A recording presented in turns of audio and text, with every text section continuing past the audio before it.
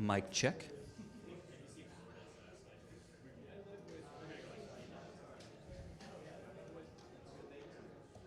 How's everyone doing in the back?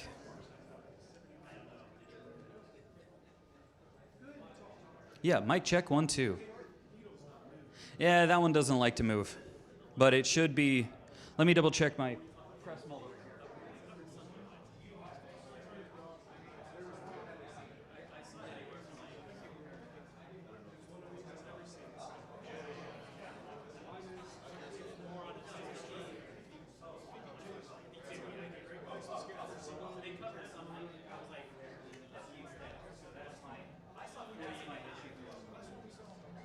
All right, let's try that again. Mic check 1, 2.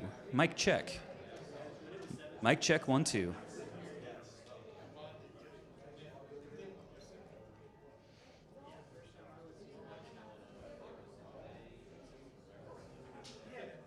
Awesome. Wonderful.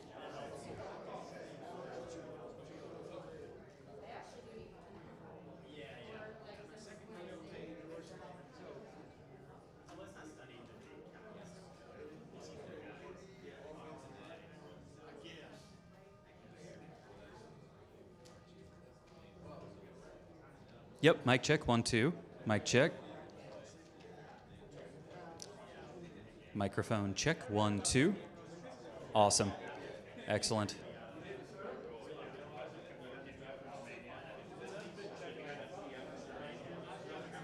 Can you keep an eye on Nick to make sure that you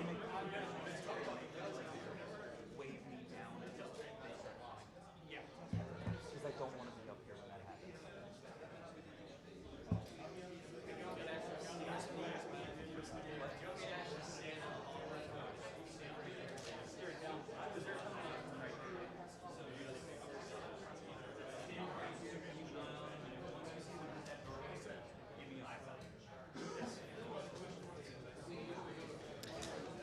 Mic check. Everyone still doing good in the back? Excellent.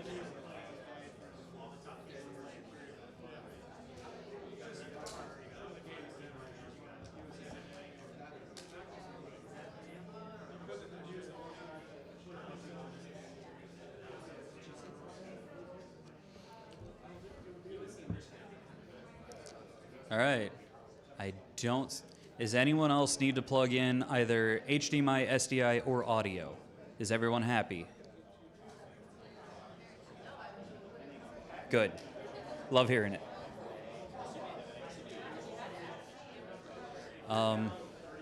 Quick little PSA.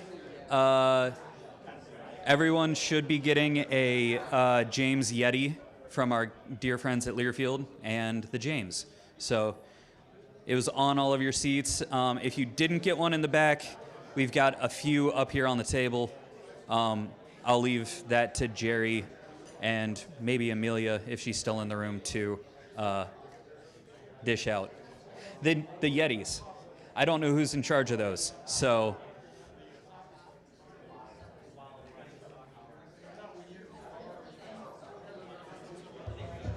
That's not your typical recorder.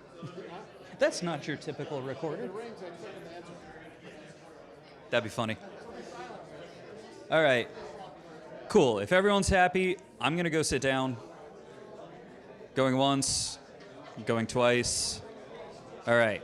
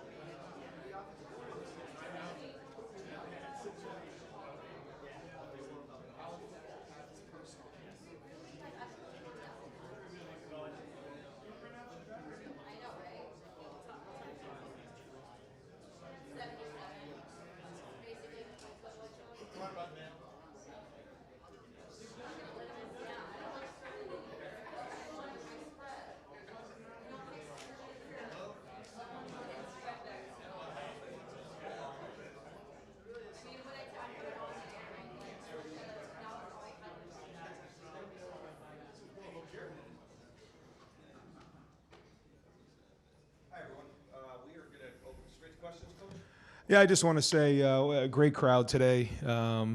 Skull Session was rocking, and a great crowd. So what a great way to start the season. And then also, again, just another shout out to Archie Griffin. I said it during the ceremony. You talk about the impact that a person's made in his life, and they've been playing college football a long time.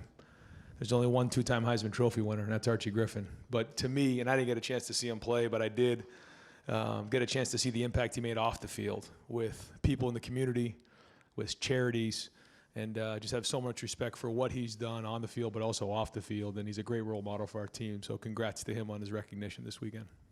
We're going to open up questions over to the left. Rob Aller, Columbus Dispatch. Yeah, Ryan, until you see Will Howard in action in the shoe, you don't know exactly. Yeah. Now you have a much better idea. What did you like specifically about what he did? Where's a little area where, okay, we're going to keep working on that? I'm going to watch the film and kind of make that determination. I thought he had pretty good poise the whole day. He took care of the football other than the one crazy decision there at the end of the half there to try to force something. Actually, he's got to take a deep breath on that. But, for your first start in the shoe, now he is a more experienced guy, but he's in a new offense, in a new environment. I'll say this overall. I felt like early on, the three inside guys, they hadn't played in this, Seth and Austin first start, Tegra, Jeremiah, Will, Quinshon's first time playing here. And I think just across the board, there was just, they were a little uptight early on. I think, they were kind of worked up. And you just saw a couple things off, and we got ourselves off schedule. I thought Chip did a nice job of continually pushing the run. You could see that start to take its effect in the second half. And then I thought we sort of settled in and started to have more fun and kind of, we started to play with a little looser, which is the way we need to play. And I thought we were a little bit uptight early on, and we can't play like that. We got to come out of the gates, playing loose, but I get it. And so we're going to get on the film and grow from there. But for a lot of these guys, it's a start and their first start. So, and then also good to see some younger guys towards the end get in there and play. And those guys are in there like to play. And it's not just to eat up reps. And it's not just to build depth for the future. It's also because there are metrics in play here for the playoffs that we have to make sure that we're a part of in terms of offense and defense. And so those guys have been told that, and I thought they did go in there and compete towards the end. Over here to the right, Austin Ward, and then it'll go to Spencer. Ryan, it seemed like a great coaching decision to let Jeremiah play through those early mistakes there. What did you make of his debut? You tried not to talk about him too much in August, but he ended on a pretty good note. Yeah. You can see the talent, and like you said, we're going to play right through just about all of it. I think he's another guy. I mean, sometimes you look at him, you don't even think he's quite human, but he is. And, he's going to make a few early mistakes, but not very many. You can see the talent there, and he's going to sleep good tonight, though, I can tell you that. And I think they all need to get some rest tonight. It was a long week. It was a hot week. We practiced really hard. We practiced Monday, Tuesday, and Wednesday in pads, physical for a reason. And it was hot out there today, but that's good. It was hard, and they'll sleep good tonight, and we'll get back at it tomorrow. Over to the left, Cameron Teague Robinson, The Athletic. Ryan, kind of off that. Oh, you left. Sorry. You kind of off that. You talk a lot about wanting to see players fight through adversity. What does it say about Jeremiah? It's so young that he's able to put those two plays in the first drive away and still put the day he had together. Yeah, he's built different. He is. Just the way his approach is, you can see his size and speed and all that. But typically somebody with that type of talent doesn't have the discipline, the focus that he does. And so, nobody even batted an eye. I mean, nobody said a word. Like, it was like, he's just going to play through this and we're going to be fine. It wasn't even in consideration because we see what he does every day in practice, and we knew he was going to settle in. Over here to the right, Spencer Holbrook, Letterman Row. Ryan, the run game looked like it was a little, clunky in the first half. How do you grade that, knowing that, like you said, the three guys on the interior were new, and then Quinshon Travion, kind of that duo, but how do you grade the run game today before you watch the film? Yeah, when I looked at the numbers at halftime, I thought it was going to be a lot worse than it was. I think Trey was averaging 6 yards a carry, and Quinshon was just under 4, and then it looked much better in the second half. I just think there was some things off in there on the interior. Guys, just weren't quite fitting it up right. We weren't that far off. I thought schematically we had some good ideas in what we were doing. And there was a couple runs that maybe we could have hit better at running back, but I just think that we were just not great in the fits early on, and I think you have to ask those guys. They seemed like they were pressing a little bit early on again, but then I thought they really settled in a little bit. I thought Chip called a good game. I really do. I think that he knows what he wants to get done with this team. He wants to establish this run, and that means maybe that's not scoring 70 or whatever, but we need to establish the run late in the season. So we're going to do that, and the quarterback's going to be a part of it. And so I don't know how to grade it. I got to watch the film and see. Well, the good thing is I actually get to watch some of the film during the game now, so I can't just always say I'm going to wait till tomorrow to make a decision. So I did see some of it, and it wasn't all great. It wasn't all bad either, though. Folks, we're going to do one more question for Coach. I'll do multiple questions for Coach, but one more, and then I'm bringing Lathan Ransom in. I'm sending him to the far back table, so if you have anything on that back table, please clean it off. Over here to the left, Bill Rabinowitz, Columbus Dispatch. Ryan, last year's defense was good in a lot of ways, but didn't create a lot of turnovers, not a lot of sacks. You had a bunch of sacks in the first half. You had the two, scores. How important was it for the defense to do that today? Yeah, it was great. I thought that, Joe had a pretty good plan of getting the ball out of the quarterback's hand quickly, and that can eliminate the pass rush quickly and tire the front. But I thought our guys did a good job of getting their hands on some stuff and make that adjustment. But then I know we tightened up some coverage a little bit, made them hold on to it a few times, and so then we were able to get home with it. I thought the effort play by Caden Curry was tremendous to come back around, because that wasn't, as I remember it, it wasn't like a sack, in the first second or two of the play. I mean, it was a scramble, step up. He was kind of towards the line of scrimmage, and then he retraced back with a great effort play and knocked the ball out. And that's something we talk a lot about when you're talking about turnovers. We did a quick study about the college and the NFL, and one of the big percentage of turnovers is strip sacks on the quarterback, whether he's in the pocket or coming out of the pocket.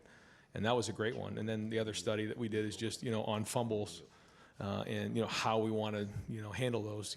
If we're in tight areas, we want to get on them. If we get them open areas, we're scooping and scoring. And there's an art to that, and we practice that every Tuesday. But then I also thought there was some really good block set up on that play as well. I thought the tip ball, Gabe made a really nice play on the ball. That was just kind of a more athletic play, but ball disruption is something we spent some time on this offseason, and ball security. If we're going to win, these games, we've got to make sure that we're winning the ball security and turnover, part of the game. But yeah, anytime you get a defensive score, that's huge. And you could see we were close to in a couple other returns. We're working at it, and we were just a one or two away. I don't know what Brandon's return yardage was, but you can see there's some potential back there. We got a bunch of guys buying into that, and we're getting there. I mean, it was better today than I remember it in the past, and so we'll keep working on that, because if we can get some special team scores, defensive scores, that can be a huge part of our season. Over here to the right, Dylan Davis, Delaware Gazette. Sonny was ready to be your starting will linebacker, then he gets thrust into playing that Mike with Cody out. I guess just what stood out to you about him today, and just how impressive it is that he's ready to go do that and be that green dot guy for you in a pinch. Well, here's a guy who went from safety to linebacker to will, and then had to move to Mike when Cody was down. Hoping to get Cody back next week. We'll see how this week goes, but very impressed with playing his real first game at linebacker in a position that he really hadn't been training at for the majority of spring and fall. He's very conscientious, very smart, and handled that very, very well. Over to the left, Joey Kaufman, Columbus Dispatch. Ryan, how close was Donovan to being available? Just what's his status? And then what led to the switch at punter as well? I know you're planning to start Nick and then switch to Joe. Yeah. Donnie, he's going to have a full week next week. We plan on him playing next week. If he doesn't, then that means he has had a setback. But we want to be smart. We know it's a long season. He was really all over us about getting back, but we're only going to do it when we feel like the trainers give him the full go on that. Stephen Means, Cleveland.com. I got to hit the punter part. Yep, my bad. Going into it, going into last week, I felt like Nick was ahead of Joe. Joe had a much better week of practice leading up to it, significant, and we felt like Joe's experience in the program, being here for a year, was better. We probably could have given Nick one down the stretch there. In hindsight, probably could have done that and should have done that, but we wanted to go with the experienced guy in week one. If Nick can continue to grow and build and learn, then we'll get him in there, because he does have a lot of potential and a big leg, but Joe right now is a little bit more consistent. Over to the right, Stephen Means, Cleveland.com. Right, I know you've got some scrimmages, so you've got at least a walkthrough, but you just didn't call plays for the first time in like 5 years. How were you out there? How did it feel not calling plays? Were there things that maybe you were able to get to that you didn't necessarily have to do in the past? Like, just walk us through. Yeah, You've I been don't doing know. something for 5 years. So I don't know what the film will show, but I felt like I was like shaking over there, like I was like, I think again, Chip is great because Chip knows what he wants to get done. He's got a long-term vision about what he wants to establish, what he wants his offense to look like, and in my mind, like I want to score 50 right now, and just but when you're running the ball, that takes work. You have to work through what we saw a little bit in the first half. And, when you have younger guys in there and you're pushing through that, I mean, it's not just going to happen overnight. You got to push through those things. He understands that. He's got great experience in that. So, I thought, he did a nice job of, staying poised in there, sticking with what he wanted to get done. There's still a lot of back and forth, in terms of all of us talking during the game. But overall, I thought he called a good game and established what he wants to establish. Let's get that on film. Let's figure out where we go next week. We're going to do 2 more for Coach. Over to the left, Pat Murphy, 24/7 Sport. Ryan, defensive line, you guys got a lot of pressure last year, didn't always get home. Yeah. 5 sacks, 10 tackles for a loss, I think is what it is. Just what did you make of those guys and getting to the finish line, so to speak? Being disruptive or being dominant are two different things, I guess, right? And being somebody who's making sacks and getting TFLs, that's a lot more than being disruptive, and that's what we're looking for, and that's the potential that we have. But one thing again, it's like on offense, when you go out there kind of looking for that and pressing for those type of plays, you can get yourself out of whack, and you have to just trust the defense. And you got to trust the technique that Coach Johnson is teaching, and those plays come when you're not pressing. You got to play loose. You got to trust your teammates, and they'll come, and they did today. And some of those plays were just flat out effort. The second part, again, I use Caden for an example. It wasn't the rush move; it was the counter back because someone flushed the pocket and he came from behind. So you never know how that's going to shake. You never know which way the line's going to slide, how deep the drop's going to be. You just got to trust your technique and go. And again, if we can continue on that path of being disruptive in terms of creating TFLs, but being dominant and getting sacks, that can be big. And final question for Coach Dave Holmes, WSYX. Ryan, earlier this week you said you make assumptions in camp, and then week 1 you learn maybe you weren't right about everything. I'm curious, looking ahead to week 2, is there something you were surprised by, something you need to work on? What's your assumption as you head into week 2? I think, again, I'm going to get on it and figure out who graded out champion. Again, for us, grading out a champion is grading over 80%.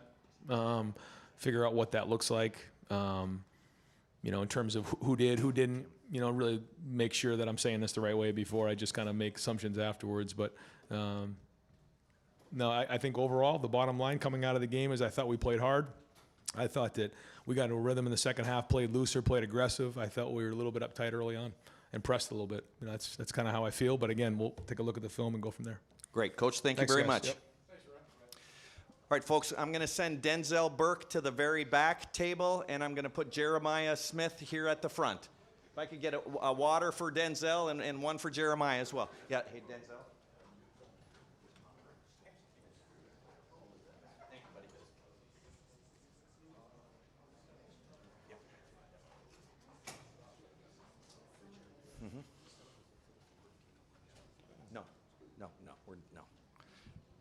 Jeremiah, we're going to open up right here. Tim May with Letterman Row.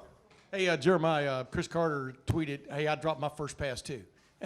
And then, as an Ohio State Buckeye, and then got on with it. Just what were your thought patterns there, and did this day go kind of like you maybe dreamed or thought it would? Not really. I just went on with the week. My coaches prepared me great throughout the week and just scheming things up for me to get the ball. So I just can't say it was only on me, it was on my coaches as well. Your favorite catch? Favorite catch? Had to be the deep ball, the one Will threw. So that got to be the best one right now. Over to the left, Jeremiah, Joey Kaufman, Columbus Dispatch. Jeremiah, on the drop, can you walk us through what happened to it and what was your reaction when you kind of came back to the sideline, just your mentality at that point?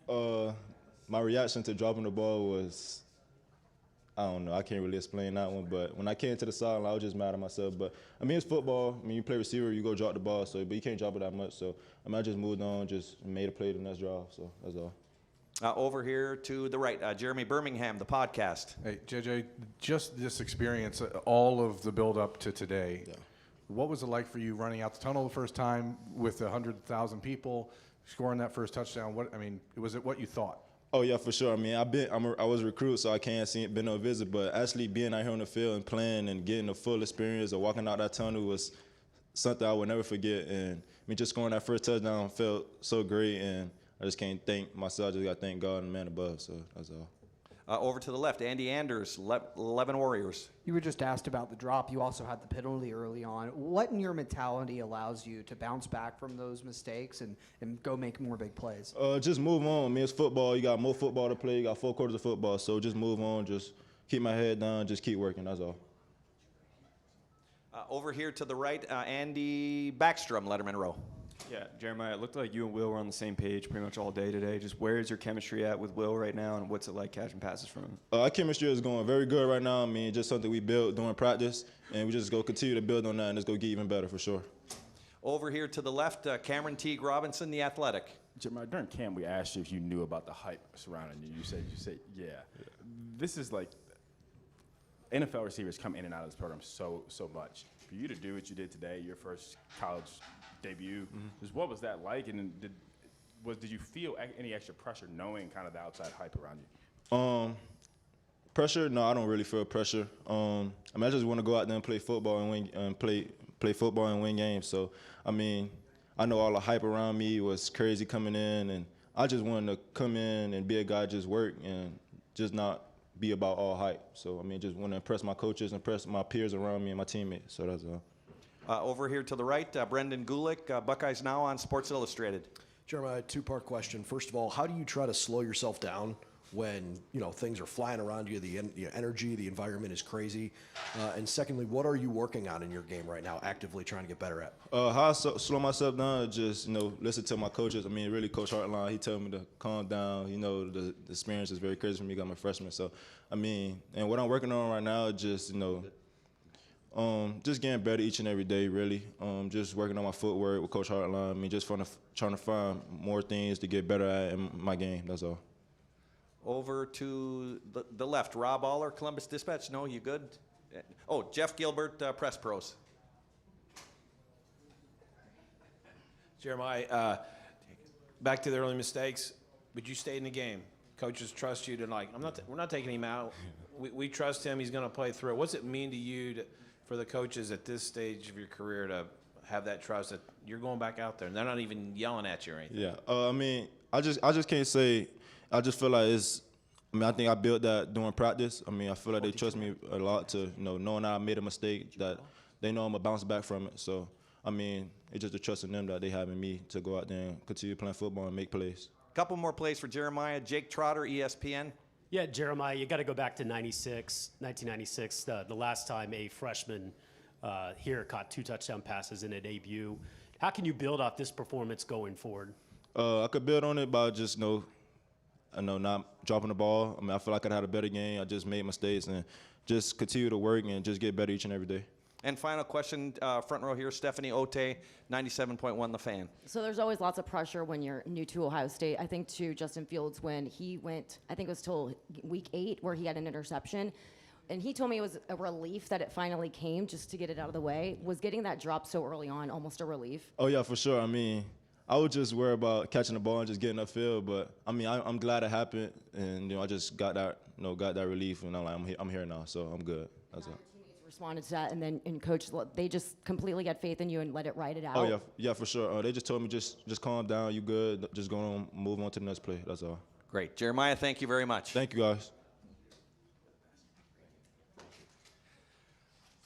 All right, folks, we can start to wrap up with Denzel Burke back there, and we're going to bring Will Howard to the front. We'll open it up, Will, right in front of you, Stephen Means with Cleveland.com. Will, that first half was kind of clunky.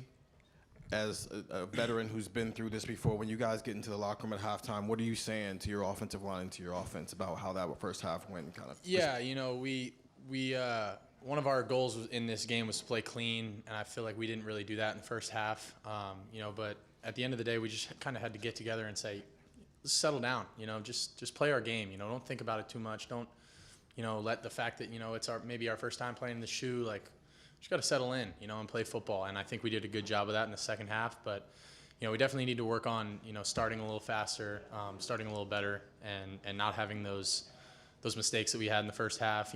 Me personally, included in that. And I mean, we built off it, and we came out in the second half and guns a-blazing and did really well. And obviously, a win is a win, and when you win by as much as we did, it's good. And I'm happy that we won. But there's still a lot of stuff to clean up. Steve Hellwagon, 24/7 Sports. Yeah, first touchdown to Jeremiah. It looks like he makes kind of an adjustment on the ball and turns back shoulder. Just what did you see on that play? What did he do to complete it? And is that an advanced concept for a young guy to be able to make that play? If he's pressed and it's one-on-one, put it up, and he'll make the play. And that's exactly what he did. I just saw he was pressed, so I tried to put it up over top, and he actually made a little adjustment and came back to it. And I mean, that's all I got to do is just give him a chance, and he's going to do the rest. You guys saw that today. Over to the right, Austin Ward, the podcast. Well, Ryan said that nobody needed to say anything to Jeremiah after that drop screen there on the opening drive. Like, is that the case? You just No, there was no word said. I mean, none of us were worried about him at all. I mean, we were, obviously, it's a drop, it's uncharacteristic, but hey, I made a couple of bad passes, and it's not gonna be perfect, man. But it's that next play mentality. Mental toughness is the ability to move on to the next most important thing, and we knew his maturity level. We weren't worried about it, and he came back and had a great game. So, Will, over to the left, Bill Rabinowitz, Columbus Dispatch. Well, you've been here 8 months. You probably wondered what it would be like to play in the shoe, just the whole atmosphere. What was it like? How glad are you to have it under your belt? It's cool, man. It's a pretty freaking cool stadium, and the fans and the band and just I've never been a part of so many different traditions, and I had to learn all these new traditions that we had, and it's cool, man. It's fun. It's it makes it more engaging, for everyone involved, and the skull session and just getting to experience all this stuff that I've heard about for the first time was really fun. And now that I got it all under my belt, it's all right, now I've done it, and now it's, it's business as usual from now on. But it's still cool, and it's still fun to appreciate it, when, I only have 12 opportunities as a Buckeye, guaranteed. And, obviously, hopefully we get 16 or 17. But, I only have so many opportunities as a Buckeye, so I gotta soak it all in and enjoy it while I'm here, man. And it's quite an environment, quite an atmosphere, and I'm just glad to be a part of it. Great. Over to the right, Dylan Davis, Delaware Gazette. You've made it clear before, no disrespect to the guys you played with at Kansas State, but it's a little bit different here with the guys you're throwing to. I guess just, some guys that maybe you wouldn't think would be open. So I guess how did that materialize on the field for you, seeing that in a game, and just how did it feel compared to maybe previous starts? Yeah, it's a freeing feeling when you can kind of just put the ball up and let those guys make adjustments, and you don't have to be as perfect, and that's nothing against, my guys. I had a ton of playmakers at K-State, and I love those guys, and those guys were making plays for me too. But, I'm just trying to talk about the dudes we got here, man. We got some dudes, and it showed out today. And I think, even, down to the Jaden Ballard and Brandon Innes and Bryson Rogers, we got depth at that position too. It's cool, man. It makes my job easy. Dan Hope, 11 Warriors. Will, was there a moment in this game where you felt like you and the offense kind of settled in? I don't know if there was a moment. I think that second half when we kind of started rolling a little bit, made a couple things happen. I think we did do some good things in the first half. We made some good plays here and there, but really settling into a rhythm. I think that came in that second half, and we kind of got that ball in the third quarter and started driving a little bit. Is it hot in here? Yeah. You guys too? All right. Okay. I was just making sure. Okay. Good. All right. But yeah, no. Yeah. Okay. Good. I feel the sweat coming down my chest right now. But anyway, yeah, I think we settled in that second half, and we're able to go from there. Yeah, I know. I tend to ramble a little bit, so my bad. I see all the fans in the back. Everyone's waving fans. Over to the right. We'll wrap up here shortly. It's no worries. It's all good. Stefan Kreisnick, Cleveland.com. Well, Coach Day was talking about you guys kind of trying to establish a run a bit there early. What's kind of the thought process, the conversations you're having with Coach Kelly and some of the teammates? Maybe when it's frustrating at the start, but you got to kind of keep that patience and establish the run game. Yeah, I feel like there's not much you need to say at that point, because we know what we have to do. And, at the end of the day, like, for me, being the run game, they give me Coach Kelly says all the time, you're the run game coordinator. You got to get us in and out of the right plays. And if we have a call and if we have, something and, someone comes from one side, like, you need to make it right. And so part of it's on me. We got to all be working together, all systems, going on the same wavelength. And, I think we did settle in the second half. And, it's first game. We were trying to be conscious of that and play clean, and I think we did better in the second half. But again, like, we just need to clean up some of that stuff in the first half and go back and look at the film and move on and grow and learn. Over to the left, Cameron Teague Robinson, the Athletic. Will, Jeremiah had 6 catches, 9 targets. He led the team in targets. What is it about you two or your chemistry with him that you think allows you guys to click so well in the first game together on the field?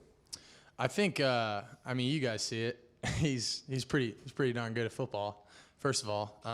But he understands the game, like, really well. And, I think there was the third down where I kind of, I kind of maneuvered a D end that dropped and to get him a ball on a curl. And, just the wherewithal he has to kind of figure out, like, hey, maybe just wrap him a little bit in that window. He understands the game very well. And that's, Emeka, Carnell, like, those guys understand the game, like, unbelievably well. Like, all of them do. But Jeremiah, he's a dude, man. And if you get him in one-on-one coverage, and he's gonna win, And at the end of the day, like, this is just a start for him. I'm excited for him. I think we're starting to develop a lot of chemistry, and I'm excited to see how this season goes for him. And he's a phenomenal player, and he's gonna have quite a few more targets this year, I'm sure. 3 more questions. Tim May, Letterman Row. Yeah.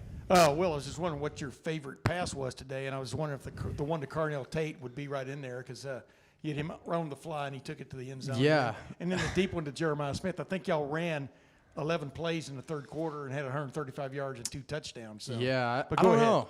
That's a hard one. I don't know if I could pick my favorite throw from today. Probably that fade ball to JJ in the corner of the end zone, or that little peak throw I threw to him in the red zone.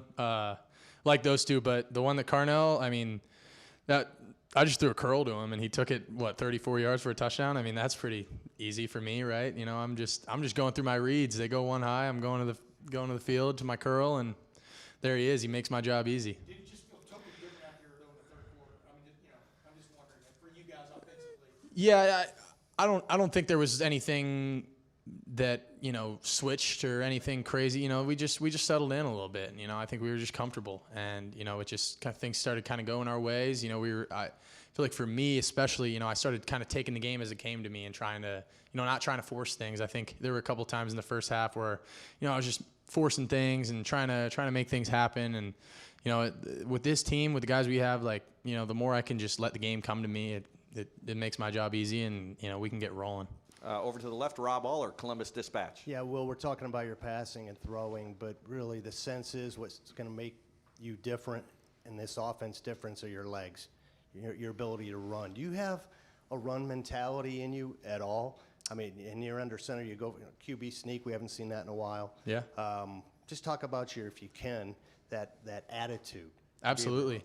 I think that's a big part of our game as this offense, and what Coach Kelly wants to do. It doesn't even just have to be in the run game. It can be in the pass game too. There were a couple times today where I'm honestly mad at myself that I didn't tuck it down and run. And, sometimes, they came out and showed us a couple of looks that were new. And, that's going to happen in the first game. Credit to them. They come out with a different third down blitz than they've shown in the past. And, they had 9 months to dial it up. So, credit to them. But, the thing is you got to be ready and you got to adapt.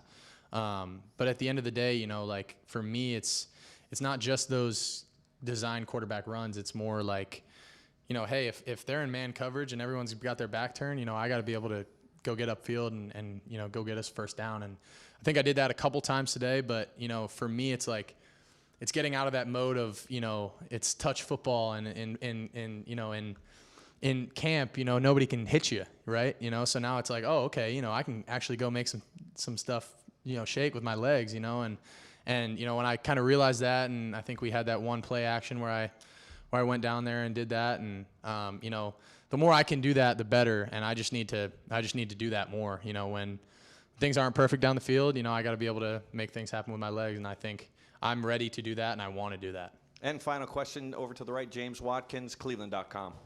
Will, I won't quiz you on Archie Griffin, but I do want to ask you, why do you think it's important to honor history or historic figures the way you guys did with Archie today?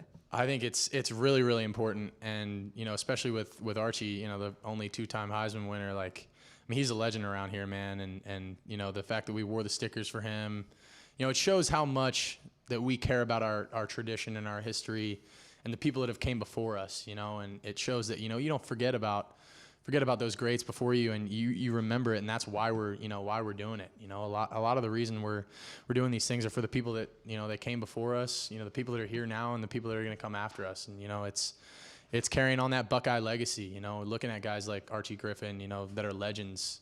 Being able to put on the scarlet and gray just like they did is an honor and a privilege. Great. Will, thank you very much. Thank you, guys. Go Bucks.